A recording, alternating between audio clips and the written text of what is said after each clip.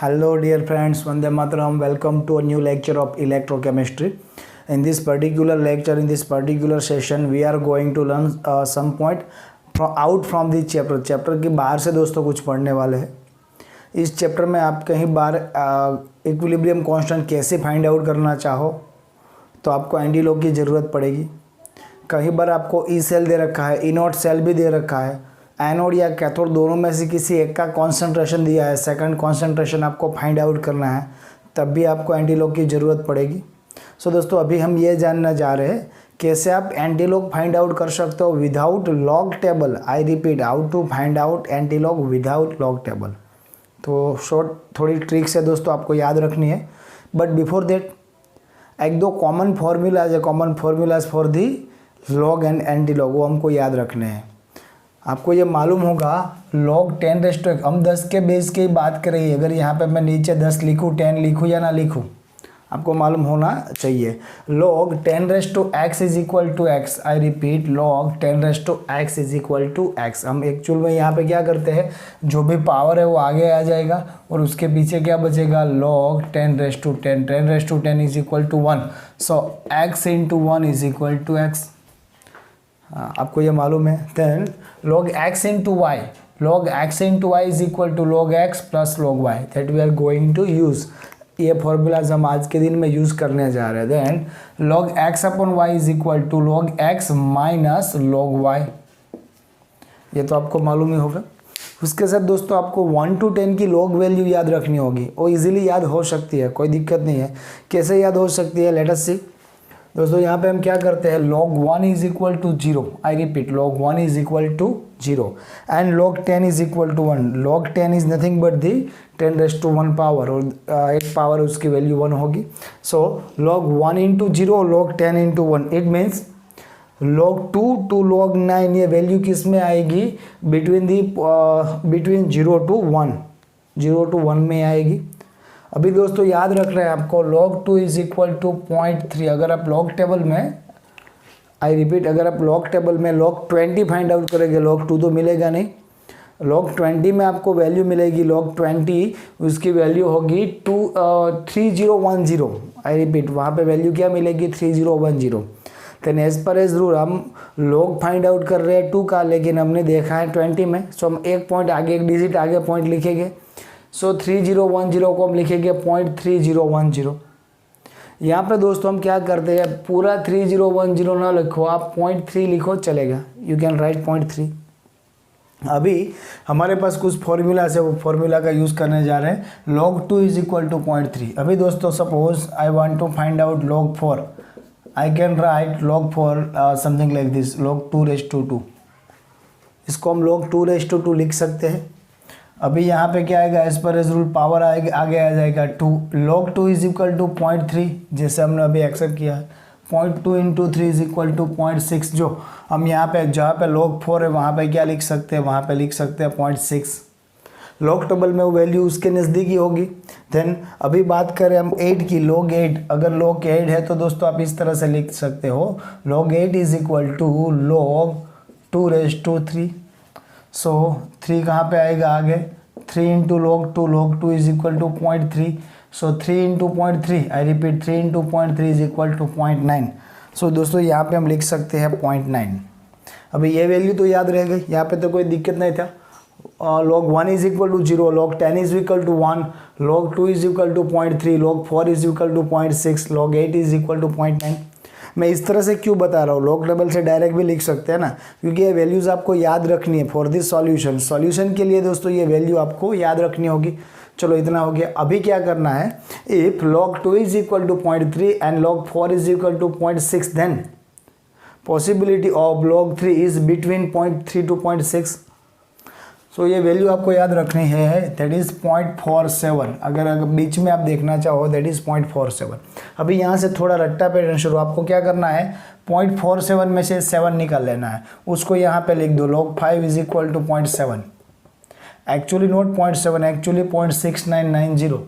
But 0.6990 को अगर आप राउंड अप करो तो 0.7 लिख सकते हो. उसके बाद क्या करना है, log 6 0.7 लिखा था, अभी 2 बार 7 कर दो 0.77.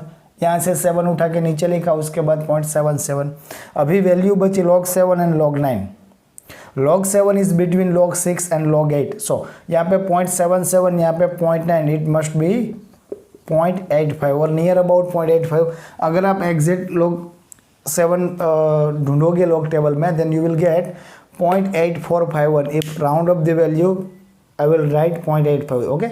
Then what about log 9? Log 9 is between 0.9 and 1, so I can write 0.95. You can see, अगर आप log टेबल में फाइंड आउट करोगे तो आपको वैल्यू मिलने वाली है 0.9540। सो नियरेस्ट वैल्यू, ये याद रखने की पैटर्न है, इसलिए मैंने आपको यहाँ से फिर से बताया था। अगर ये वैल्यू आप सीधा log टेबल से लिखो तो कोई दिक्कत नहीं है, बट सपोज आपके पास log टेबल ना हो, so from the value this value you are able to find out anti log. और दोस्तों अगर ठीक से ये पैटर्न आप पढ़ोगे तो आप खुद से यहाँ पे एक शॉर्टकट लगा के लॉग भी without log table find out कर पाओगे। बट अभी के लिए हमारा टारगेट है एंटी लॉग। लॉग भी हो सकता है but we will discuss it later. अभी दोस्तों इतनी वैल्यू आपको याद रहेगी, log 0 टू log 10। इतने फॉर्मूला आपको याद है। अभी आप कोई भी वैल्यू का एंटी लॉग अगर फाइंड आउट करना चाहो, you are able to find out anti log without log table. How? Suppose मेरे पास एक सम है एंटी लॉग ऑफ 8.85। मेरे को दोस्तों एंटी लॉग ऑफ 8.85 लिखना है। अगर यहाँ पे दोस्तों हम स्टार्टिंग में ये सम करने की प्रैक्टिस करें तो मैं पूरा फॉर्मूला लिखूंगा, सभी स्टेप लिखूंगा। अगर आप इसकी प्रैक्टिस करते हो, थोड़ी सी प्रैक्टिस करते हो, तो दोस्तों आप इतने कैपेबल हो जाओगे, आपको ये स्टेप लिखने नहीं पड़ेंगे। डायरेक्ट फ्रॉम द वैल्यू आपको आइडिया आ जाएगा what will be the answer. Answer क्या हो सकता है आपको मालूम हो जाएगा। वी कैन सी यहाँ पे दोस्तों एंटी लॉग ऑफ 8.5, इसको मैं इस तरह से लिख सकता हूँ शॉर्ट में, anti means anti log is equal to 8.85। अगर 8.85 को मैं चाहूँ तो इस तरह से लिख सकता हूँ 8 plus 0.5। 8.5 is equal to nothing but the 8 plus 0.5। और हमारे पास ये भी एक फॉर्मूला, इसको भी याद कर लेते हैं। सपोज दोस्तों मेरे पास log 10 रेज़ टू x है, x is equal to 1 2 3 4 5 6 up to 100। जो पहले ही लिख दिया, सॉरी लिख ही दिया तो कोई दिक्कत नहीं, इसको मैं डायरेक्ट x लिख सकता हूँ। ओके, सो अगर मेरे पास x वैल्यू है, आई रिपीट, अगर मेरे पास x वैल्यू है, then I can write log 10 raise to x। x value को, राउंड फिगर वैल्यू को मैं क्या लिख सकता हूँ, log 10 रेज़ टू x। यहाँ पे हमने क्या लिखा है, एंटी लॉग और फिर काउंस के अंदर 8 is equal to log 10 raise to 8। I can write, sir कैसे, आपने कैसे किया, 8 की जगह पे log 10 रेज़ टू 8 क्यों लिख दिया? सपोज दोस्तों हमारे पास log 10 रेज़ टू 8 होता है, हमको फाइंड आउट करना है log 10 raise to 8, then the answer is 8। ये तो आपको मालूम ही है। सो 8 और कुछ नहीं है बट log 10 रेज़ टू 8 है। सो आपको क्या करना है, यहाँ पे जो पॉइंट राउंड फिगर वैल्यू है उसको कुछ इस तरह से लिख देना है। 8 हो तो log 10 रेज़ टू 8, अगर 19 हो तो log 10 रेज़ टू 19, 100 हो तो log 10 raise to 100, whatever the value, round figure value को 10 के पावर में रख दो। देन 0.85 दोस्तों आपको यहाँ पे वैल्यू मालूम है। ज़्यादातर केस में तो हमको डायरेक्ट आंसर मिल ही जाएगा। 0.85 is equal to log 7 actually, but somehow difficult हुआ तो सपोज 0.85 भी नहीं है और 0.9 भी नहीं है, तो वैल्यू इज 0.875। तो फिर यहाँ पे थोड़ा लॉजिक लगाना है, थोड़ा जुगाड़ लगाना है, और हमको क्या करना है, log 85 is equal to 7, 0.85 is equal to log 7 sorry, and 0.9 is equal to log 8, then 0.875 is equal to log 7.5। वो अपने से कर सकते हैं, बट यहाँ पे 0.85 है, सो आई कैन राइट log 7 और ईयर। दोस्तों हमारे पास एक फॉर्मूला था log x plus log y। log x plus log y is actually log x into y. So log x plus log y is actually log x into y. So I can write anti log, और यहाँ पे क्या होगा, log x that is 7 into log y that is 10 raise to 8। So हमारे पास value क्या आई, anti log और काउंस में क्या है log, I repeat anti log काउंस में क्या है log 7 इंटू 10 रेज़ टू 8। अभी दोस्तों काउंस को हम खाली करते हैं। log एंटी लॉग कैंसिल होने के बाद, log और एंटी लॉग कैंसिल हो जाने के बाद आंसर रहेगा क्या, 7 into 10 raise to 8। This is your answer. आपने एंटी लॉग फाइंड आउट कर लिया, एज सिंपल एज दैट। जितना आपको सिंपल दिख रहा है उतना ही सिंपल है। अगेन एंटी लॉग ऑफ 102.70, इसका कैसे करेंगे, जल्दी से दोस्तों लिख सकते हैं एंटी लॉग 102, इसको मैं क्या लिख सकता हूँ 102 प्लस 0.7 लिख सकता हूँ। मैंने जानबूझ के जल्दी से कैलकुलेशन करने के लिए यहाँ पे ऐसे ही वैल्यू ली है जो मेरे को डायरेक्ट मिल जाए, यहाँ पे ज़्यादा दिमाग दौड़ाने की ज़रूरत ना पड़े। बट अगर दोस्तों जैसे मैंने आपको पहले भी बता दिया 0.7 is equal to log 5, 0.77 is equal to okay 0.77 is equal to log 6। Suppose दोस्तों आपको वैल्यू दी गई है 0.74, तो हमको ये मालूम रहना चाहिए 0.74 is between log 5 and log 6, I mean to say near about log 5.5, तो ये दिमाग में रहना चाहिए। ओके अभी यहाँ पे क्या लिख सकते हैं, अगेन एंटी लॉग अंदर रहेगा log 10⁻102 इंटू क्या रहेगा log 0.7, 0.7 means log 5, I can write log 5। अभी log x into y, log x is equal to log, sorry यहाँ पे दो बार लिख दिया, log 5 इंटू 10⁻102। अभी क्या करेंगे, log एंटी लॉग कैंसिल करो, योर आंसर इज 5 इंटू 10⁻102। अगर दोस्तों नेगेटिव वैल्यू रही, आई रिपीट, अगर नेगेटिव वैल्यू रही तो अभी आप एंटी लॉग फाइंड आउट कर सकते हो विदाउट लॉग टेबल। कैसे, अगर यहाँ पे -12.7 है तो क्या करना है हमको, और कुछ नहीं करना है, इसके पीछे की राउंड फिगर वैल्यू क्या रहेगी, इफ -12.7 माइनस वैल्यू में हमको ये याद रखना है, जो भी वैल्यू दी गई है उसके पीछे का राउंड फिगर नंबर याद रखना है। -12.7 के बाद में क्या आएगा, 13 आएगा। अगर यहाँ पे -24.5 होता तो -24.5 के पीछे क्या होगा, 25 होगा। अगर -97 पॉइंट समथिंग होता, -97 पॉइंट समथिंग, तो उसके पीछे क्या आएगा, 98। तो हमको और कुछ नहीं करना है, इसको सब्सट्रैक्ट, इसको माइनस करना है, किससे, इसके पीछे की वैल्यू से। सो 13 माइनस 12.7, ऐसे जल्दी से कर देना है, 13 माइनस 12.7, तो आपको क्या मिलने वाला है, यहाँ पे 2, यहाँ पे 10, सॉरी 0 आउट ऑफ 10 माइनस 7 3, और यहाँ पे 0.3। तो अगर मैं चाहूँ तो इस तरह से लिख सकता हूँ, यहाँ पे 13 plus -13 plus 0.3, actually -13 plus 0.3 is equal to -12.7. You can write, I repeat, -13 plus 0.3 is equal to -12.7. So ये आप ये मैं लिख सकता हूँ। देन अभी और कुछ नहीं करना है, वही pattern, log 10⁻³ into log 3, log 0.3 is equal to log 2, log 0.3 is equal to log 2. So I can write log 10⁻³ into log 2, क्या लिख सकता हूँ आगे, log 2 into -13, log anti log cancel करो, योर आंसर इज 2 इंटू 10⁻13। सो इस तरह से दोस्तों आप किसी भी, आई रिपीट, किसी भी वैल्यू का एंटी लॉग फाइंड आउट कर सकते हो।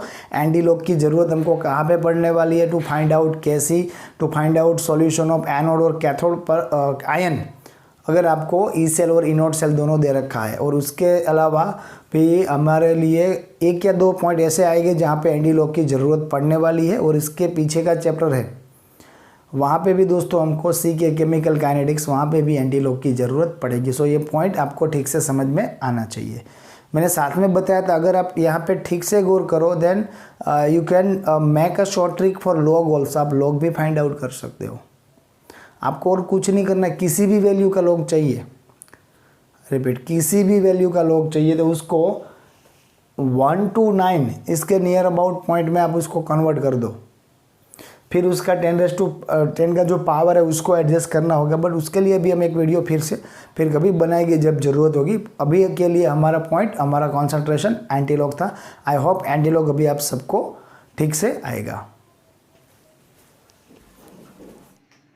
Okay friend, let us continue with the calculation of delta G and calculation of equilibrium constant. How can we find out the equilibrium constant and the delta G that we are going to learn today. Here you can see in text question number 3.6. In this particular question, I repeat, in text question 3.6, in this particular question we have to find out the value of delta G, Gibbs free energy, as well as we have to find out equilibrium constant. How can we find out both the value? Let us see. दोस्तों यहाँ पे हमको equation दे रखा है, equation is twice Fe plus 3 plus twice I minus gives twice Fe plus 2 plus I2. First of all we have to suppose which is the oxidation and which is the reduction. You can see I minus converting to I2, so we can say -1 to 0 oxidation number. So यहाँ पे increase हो रहा है oxidation number, so this is the oxidation is at anode, then oxidation at anode, then 2I minus gives I2 plus 2 electron. Fe plus 3 converting to Fe plus 2 plus 3 2 plus 2, तो यहाँ पे क्या हो रहा है, decrease in oxidation number, so reduction is at cathode, so twice Fe plus 3 plus 2 electron gives Fe plus 3, so we can assume that n is equal to 2 over here. अभी दोस्तों आपको ऑलरेडी इक्वेशन में already आपको यहाँ पे दे रखा है value of E naught cell is equal to 0.236 volt at the temperature 298 kelvin. हमने आगे बात की थी, अगर टेम्परेचर 298 केल्विन दे रखा है then we can use the value of 0.059। अगर कोई टेम्परेचर की बात नहीं है then also we can use the value of 0.95। अगर दोस्तों और कोई टेम्परेचर दिया गया है then we have to calculate the value, तो हमको वैल्यू कैलकुलेट करनी पड़ेगी, बट यहाँ पे 298 है, so not to worry. What is the formula of Gibbs free energy? Gibbs free energy delta G naught is equal to minus n F E naught cell, minus n F E naught cell, n is equal to 2, E naught cell is equal to 0.236. What is the value of the Faraday? 1 Faraday is equal to 96,487 coulomb. कहीं जगह पे दोस्तों ये लोग क्या करते हैं 96487 को राउंड अप करके 96,500 96500 लिखते हैं। अगर वहाँ पे आप 96500 लेके कैलकुलेशन करोगे तो आपको जो आंसर मिलेगा वो पर्टिकुलर यहाँ पे जो आंसर दिया गया है उससे थोड़ा डिफर होगा। बट अगर राइटिंग एग्जाम की बात करते हैं, बोर्ड एग्जाम की बात करते हैं, तो कोई टेंशन नहीं, आप 96487 लो या फिर 96,500 लो, कोई ज़्यादा प्रॉब्लम नहीं है, आंसर में थोड़ा डिफरेंस आएगा।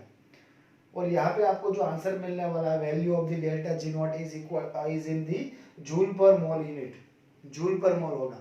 अगर कहीं आपको पूछा है find out the value of delta G naught into kilo joule, then you have to divide by 1000 और you have to multiply with 10⁻⁻3। तो ये दोनों आपको खुद से कैलकुलेट करने हैं, ठीक है, ये हो जाएगा इजीली। ये बात हुई डेल्टा जी नॉट की गिब्स फ्री एनर्जी की। नाउ व्हाट अबाउट द केसी? केसी के लिए दोस्तों यहाँ से दो फॉर्मूला हो सकते हैं। You can write log Kc is equal to E naught cell into 8 divided by 0.059। अब ये फॉर्मूला का यूज कर सकते हो। आई repeat, log Kc is equal to E naught cell into n divided by 0.059। मे भी यहाँ पे आपको ना दिखे डिस्प्ले पे, तो डायरेक्ट यही फॉर्मूला मैंने ऊपर लिखा है, log Kc को मैंने Kc कर दिया, यहाँ पे एंटी लॉग ले लिया। अगर और कोई पैटर्न से आप फाइंड आउट करना चाहते हो, so delta G and the Kc उनके बीच में भी एक रिलेशन है। हमने एक इक्वेशन के बारे में बात की थी, that is delta G is equal to minus RT और माइनस 2.303 RT log Kc। वहां से भी फाइंड आउट कर सकते हो, बट ये थोड़ा इजी रहेगा हमारे लिए। So Kc is equal to anti log E naught cell into n divided by 0.059। यहाँ पे मैं 0.059 ले सकता हूँ बिकॉज टेम्परेचर इज 298 केल्विन। सो यहाँ पे दोस्तों हमको क्या करना है, जस्ट वैल्यू पुट करनी है, anti log of 0.236 into 2 divided by 0.059, जो भी वैल्यू मिले उसका आपको एंटी लॉग फाइंड आउट करना है दोस्तों। और ये एंटी लॉग आप अभी फाइंड आउट करने के लिए कैपेबल हो। हाँ, यहाँ पे मैं भी जो आंसर मैंने दे रखा है मैं भी उसको राउंड अप करके रखा हूँ। सो आपका आंसर इसके नियर अबाउट है 9.6 into 10⁻7 ही आना चाहिए। ऐसा कंपलसरी नहीं है, आप नियर अबाउट कोई भी वैल्यू ले सकते हो, सो नॉट टू वरी। कई बच्चों को अगर आंसर 10⁸ पावर मिले तो भी कोई दिक्कत नहीं है, जो आंसर मिलने वाला है उसको आप राउंड अप करोगे then you will get 9.6 into 10⁻7। अगर इसको और आगे राउंड अप करो then 9.6 is near about 10 into 10⁻7 is equal to 10⁸ so we can write 10⁸ also। इस तरह से भी हो सकता है। Similar question from the exercise। I repeat, similar question from the exercise। यहाँ पे दोस्तों दो सब क्वेश्चन है। One question मैं आपको करके दूंगा, second one is in your homework। Okay, so let us concentrate on the exercise number question number 3.4 में दोस्तों the first question is twice Cr solid plus thrice Cd plus 2 cadmium ion gives twice Cr plus 3 plus thrice Cd solid. तो यहाँ पे दोस्तों oxidation and reduction हम assume कर सकते हैं. Chromium pure form to chromium plus 3 ion, so increase in oxidation number, so यहाँ पे होगा oxidation as well as Cd plus 2 to Cd, यहाँ पे क्या होगा, यहाँ पे होगा reduction at cathode, oxidation at anode. तो यहाँ पे दोस्तों n वैल्यू फाइंड आउट करनी पड़ेगी, बट उसके साथ आपको एक्सरसाइज में और क्या पूछा है, the value of E naught cell, the value of delta G naught और Gibbs free energy and Kc. Sir ये दोनों तो कर पाएंगे easily. How can we find out the E naught cell? यहाँ पे तो हाफ सेल का स्टैंडर्ड सेल पोटेंशियल नहीं दिया गया है, और आपने तो आगे बताया था सर इस तरह के क्वेश्चन होंगे तो स्टैंडर्ड सेल पोटेंशियल आपके पास होगा. अगर रूटीन ना हो तो, ना ही क्रोमियम रूटीन में है और ना ही कैडमियम रूटीन में है, दोनों रूटीन में नहीं है, इसलिए मैं दोनों की वैल्यू दे रहा हूँ. यहाँ पे दोस्तों Cd plus 2 oblique Cd, E naught Cd plus 2 oblique Cd, standard cell potential for cadmium is minus 0.40, minus standard cell potential for Cr plus 3 oblique Cr is minus 0.70, minus 0.40 minus plus 0.70, so minus 0.40 plus 0.70, the answer is 0.34 volt. अभी एक चीज दोस्तों यहाँ पे गौर करनी है, अगर आप EMF टेबल देखोगे तो EMF टेबल में से आपको क्रोमियम की वैल्यू मिलने वाली है. सॉरी मैंने यहाँ पे गलती से Br लिख दिया, क्रोमियम की स्टैंडर्ड सेल पोटेंशियल की वैल्यू मिल जाएगी, बट आपको दोस्तों यहाँ पे रिपीट करता हूँ, आपको यहाँ पे कैडमियम की स्टैंडर्ड सेल पोटेंशियल की value may be EMF table में भी ना मिले, तो आपको ये वैल्यू याद रखनी पड़ेगी माइनस 0.40. चलो ई नॉट सेल हो गया. अभी हमको if you want to find out Gibbs free energy and the Kc equilibrium constant, then our requirement is E naught cell which is here, E naught cell है. Then second requirement is number of electrons. For that we have to assume the oxidation and reduction at anode and cathode. So अगर हम oxidation की बात करें, chromium gives chromium plus 3, so I can write chromium solid gives chromium plus 3 ion plus 3 electron. अगर दोस्तों reduction की बात करें at cathode, Cd plus 2 cadmium plus 2 ion plus 2 electron gives cadmium solid. आप ध्यान से देखोगे यहाँ पे दोस्तों इक्वेशन बैलेंस नहीं हो रही है, नंबर ऑफ इलेक्ट्रॉन बैलेंस नहीं हो रहे थे. We have to multiply this anode reaction with 2, twice chromium gives twice chromium plus 3 ion plus 6 electron, और यहाँ पे कैथोड को 3 से मल्टीप्लाई करना पड़ेगा. 3 Cd plus 2 gives 3 into 2 6 electron plus 3 Cd solid. So n is equal to 6 over here. I repeat, n is equal to 6 over here. आगे दोस्तों और कुछ नहीं करना है. What is the Gibbs free energy? Gibbs free energy delta G naught cell is equal, delta G naught sorry is equal to minus NF E naught cell. n is equal to C, F is equal to 96487 and E naught cell is equal to 0.34 volt. अगर आप calculation करोगे then you will get the value 196,833.84 joule per mole, that is the value of Gibbs free energy. अभी Gibbs free energy यहाँ पे joule में मिली, जैसे अभी पहले दोस्तों किलो जूल में कन्वर्ट किया था, यहाँ पे अभी आप कन्वर्ट कर सकते हो किलो जूल में. अगर आप इसको मल्टीप्लाई करते हो 10⁻³ से, then the value in kilo joule is 196.833 kilo joule per mole. Very simple. Now what about Kc equilibrium constant? Equilibrium constant Kc is equal to log Kc is equal to E naught cell into n divided by 0.059. 0.059 ले सकते, क्यों कोई बात नहीं है temperature के बारे में. Then we assume the temperature is 298 Kelvin. So 298 Kelvin है, then 0.059 is there. अगर 298 Kelvin ना होता तो क्या करना पड़ेगा, वो हमने कल के लेक्चर में बात करी थी. Then Kc is equal to antilog of E naught cell into n divided by 0.059. So just put the value in the formula. Antilog of 0.34 into n is equal to 6 into 0.059. दोस्तों अगर आप calculation करोगे then you will get the value 34.576. अभी ये 34 तो direct क्या होगा, 10⁻34 power ही रख देंगे. आगे दोस्तों 0.576 अगर इसका एंटीलॉग आप फाइंड आउट करना चाहो with the help of log table, then you will get the value 3767. जो 4 डिजिट मिलते हैं उसमें से पहले डिजिट के पीछे पॉइंट रख दो. So our answer is 3.767 into 10⁻34. अगर दोस्तों कोई शॉर्टकट मेथड से आप direct anti log find out करते हो तो यहाँ पे आंसर में 3.6, 3.8 और 3.7 इतना डिफरेंस आ सकता है, सो नॉट टू वरी। हाँ, और अगर आप यहाँ पे 96487 यूज नहीं कर रहे हो, 96500 यूज कर रहे हो, तो उसके हिसाब से भी दोस्तों आंसर में थोड़ा डिफरेंस आ सकता है, सो नॉट टू वरी, वो हमारे लिए कोई इश्यू नहीं है। But yes, you can find out the value of equilibrium constant Kc।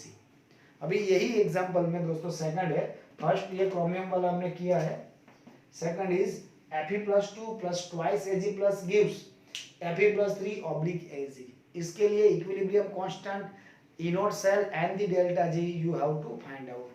और उसके लिए दोस्तों मैंने दोनों के हाफ सेल दे रखे हैं, Fe+3 oblique Fe+2, Fe+3 oblique Fe+2 is 0.77 volt and E naught Ag plus oblique Ag is equal to 0.80 volt। so ये वैल्यू यूज करो, E cell find out, E naught cell find out करो, delta G find out करो and Kc find out करो। और एक चीज दोस्तों, आप डेल्टा G फाइंड आउट कर सकते हो, गिब्स फ्री एनर्जी, और आपको फिर ये फॉर्मूला यूज नहीं करना है। डेल्टा G एंड Kc का जो रिलेशन है, delta G is equal to -2.303 RT log Kc, वहां से भी दोस्तों आप कैलकुलेशन कर सकते हो। ओके।